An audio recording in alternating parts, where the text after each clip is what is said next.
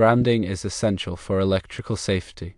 It provides a path for fault current to flow back to the source, tripping a circuit breaker or fuse and preventing electrical shock. The question concerns grounding and conductor identification when running power from a farmhouse to a pole and then to a barn, focusing on a grounding system and conductor identification. Yes, it is permissible to drive a 3/4-inch rigid 8-foot ground rod at the barn.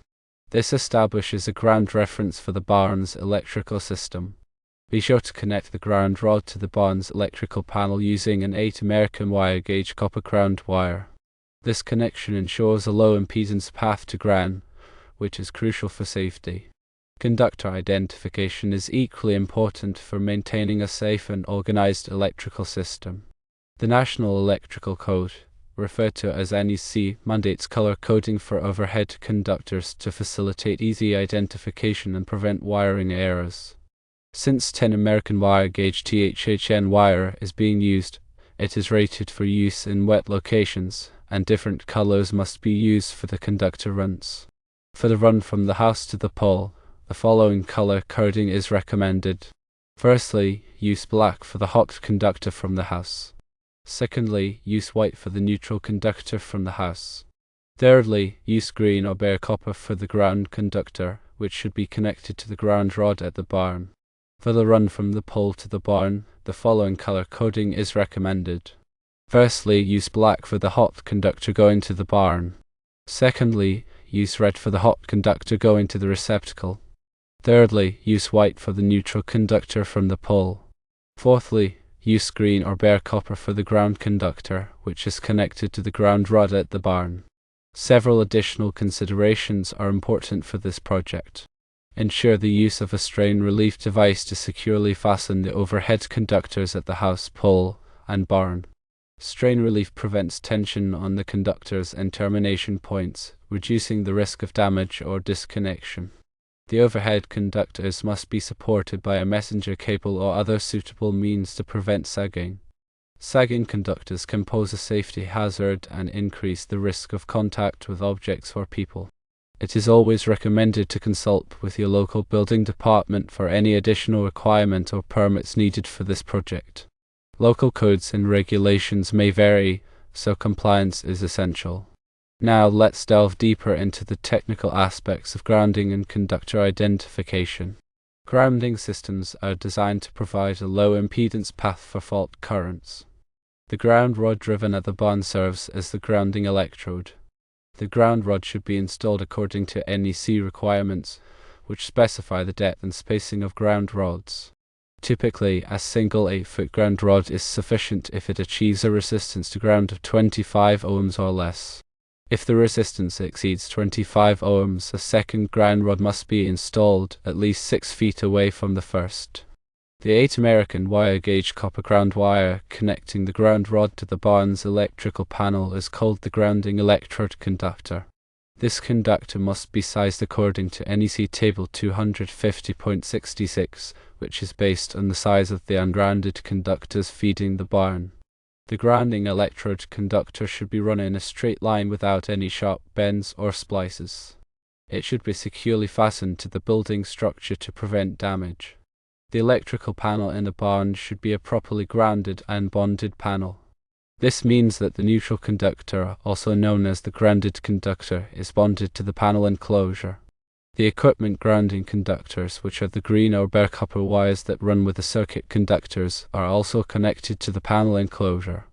This bonding ensures that all metal parts of the electrical system are at the same potential, reducing the risk of electrical shock. Conductor identification is crucial for maintaining a safe and organized electrical system.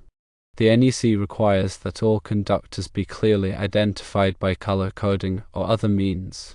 The purpose of color coding is to allow electricians to quickly and easily identify the function of each conductor. The color code for grounded conductors, which are the neutral wires, is white or gray.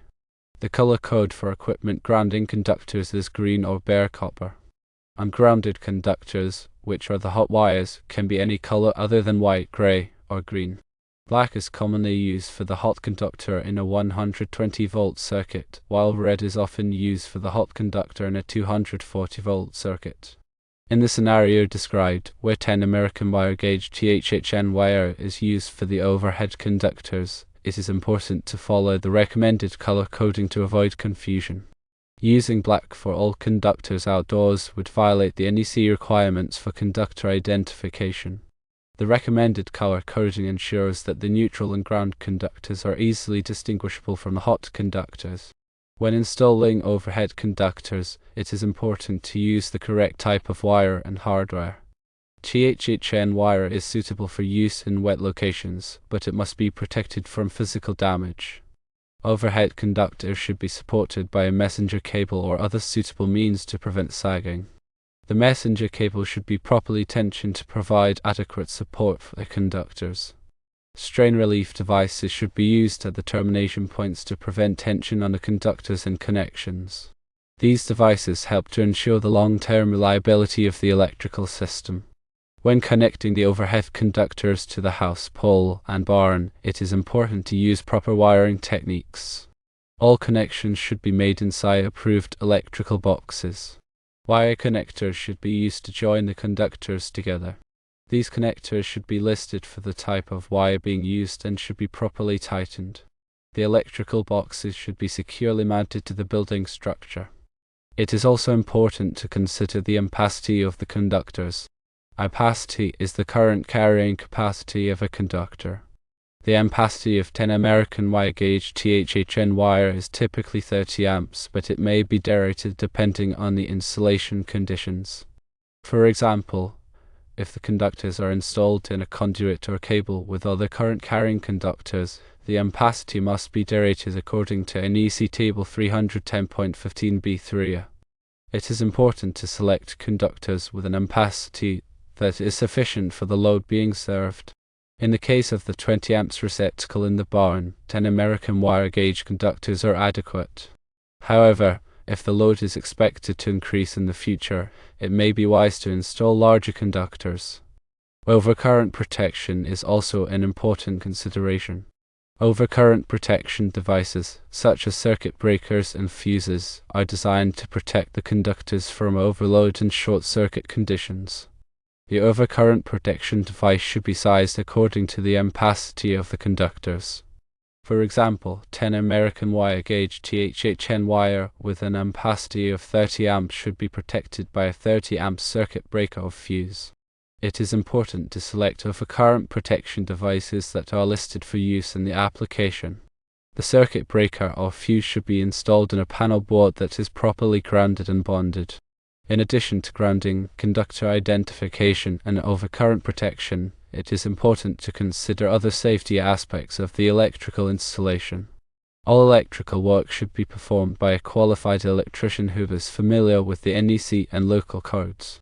The electrician should inspect the existing electrical system to ensure that it is safe and code compliant.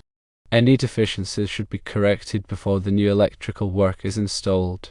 It is also important to obtain the necessary permits from the local building department before starting any electrical work. The building department will inspect the electrical installation to ensure that it meets all applicable codes and regulations. By following these guidelines, you can ensure that the electrical installation is safe, reliable, and code compliant. Electrical safety is paramount, and taking the necessary precautions will help to prevent accidents and protect property. Remember to always consult with a qualified electrician for any electrical work and to follow all applicable codes and regulations. The information provided here is intended for educational purposes only and should not be considered a substitute for professional advice. A well-designed and properly installed electrical system is an investment in safety and peace of mind. By paying attention to the details and following best practices, you can create an electrical system that will serve your needs for many years to come. Always prioritize safety and consult with qualified professionals to ensure that all electrical work is performed correctly and in compliance with applicable codes and regulations. Understanding the principles of grounding and conductor identification is essential for anyone working with electrical systems. By following the guidelines outlined in this discussion, you can help to ensure that electrical installations are safe, reliable, and code compliant. Electrical safety is a shared responsibility, and by working together, we can create a safer environment for everyone. Always remember to turn off the power before working on any electrical equipment and to use appropriate personal protective equipment. If you are not comfortable working with electricity, it is best to hire a qualified electrician to perform the work. Electrical work can be dangerous, and it is important to take all necessary precautions to protect yourself and others. By following these safety tips, you can help to prevent accidents and injuries. Electrical safety is a continuous process, and it is important to stay informed about the latest codes and regulations. The NEC is updated every 3 years, and it is important to keep up to date with the changes. There are many resources available to help you learn about electrical safety, including books, articles, and online courses. By investing in your knowledge and skills, you can become a more competent and confident electrical worker. Electrical safety is a critical aspect of any electrical installation, and it is important to take it seriously. By following the guidelines outlined in this discussion and by consulting with qualified professionals, you can help to ensure that electrical systems are safe, reliable, and code compliant. Electrical safety is a shared responsibility, and by working together, we can create a safer environment for everyone.